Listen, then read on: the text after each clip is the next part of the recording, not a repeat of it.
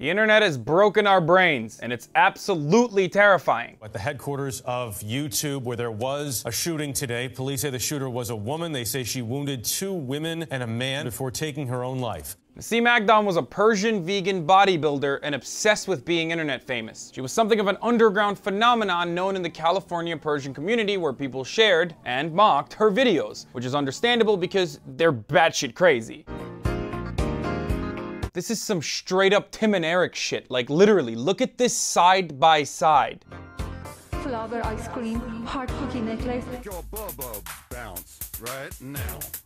Now look, all jokes aside, any shooting is a terrible disaster, and this one is especially terrifying for a number of reasons. First, because her family members identified YouTube censorship and demonetization as her motive, which makes sense because Nasim mentions it on her site, like a lot. I'm being discriminated and filtered on YouTube, and I'm not the only one. Now you might be thinking, where have I heard these kinds of complaints before? Well, from your boy, your Man Crush Monday. To everyone's Man Crush Monday, Casey Neistat. There has been a huge amount of conversation online about YouTube demonetizing videos. To conspiracy lunatics. Hitler-level censorship. Which Nasim embedded videos from about moral decay and popular culture on her website. On her website alongside other vegan vloggers. The disturbing undercurrent of social media discrimination and censorship of the vegan message. YouTube censorship and demonetization, much like gun violence, is undeniably happening. But it's also being used to promote everyone's personal point of view, in a society where we all feel like we're victims of systemic disenfranchisement. Just like when blood is spilled, the right rushes to call for more guns and then the left calls for more gun control, censorship and demonetization affects everyone, except everyone thinks they're the only ones being targeted. But it's no wonder that YouTube censorship brings up almost 3 million results. Newsflash, while these platforms gift us with SpongeBob memes and the Yodel Kid,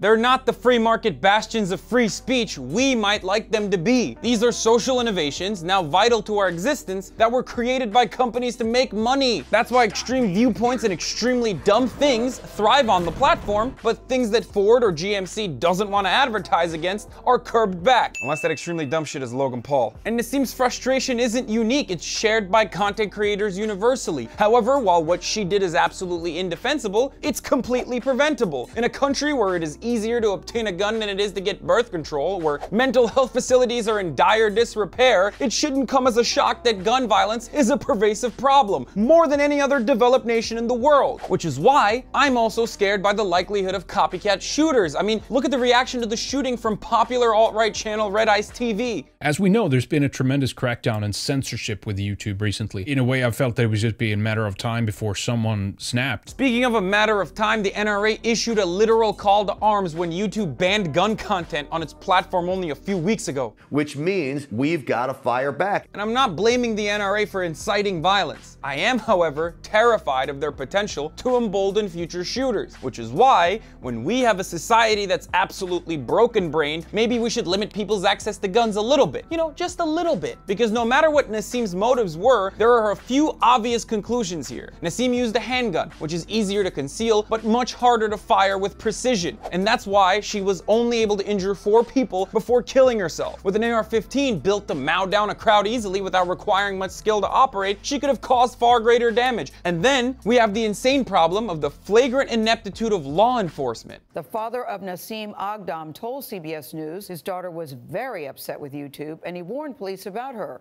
I'm not calling for a police state, but if the shooter's father literally warns you 2 days ahead of the shooting, provides you with a motive and a target, and you find the shooter sleeping in her car near that target right before the shooting, well, maybe you could have prevented this. But I guess the cops were too busy punching homeless people or shooting black suspects that day and couldn't take warnings from close family members more seriously. Just like that time when the Florida shooter Nick Cruz basically had an "I'm going to snap" warning sign montage on his social media. So in an era when social media companies with seemingly limitless power can engender the same sense of hopelessness that used to be the sole provinces of God and government, it's easy to see why many more people might lash out against the companies they feel are stifling their freedom of expression and putting a stranglehold on their culture. I'm just out here advocating to disarm some of them. I'm Hassan Piker. Please share this video against all the misinformation spread about the YouTube shooting. Leave your thoughts in the comment section below and continue this conversation on my Instagram at Hassan D. Piker or live on my Twitch every day at Hassan Piker. And this has been The Breakdown.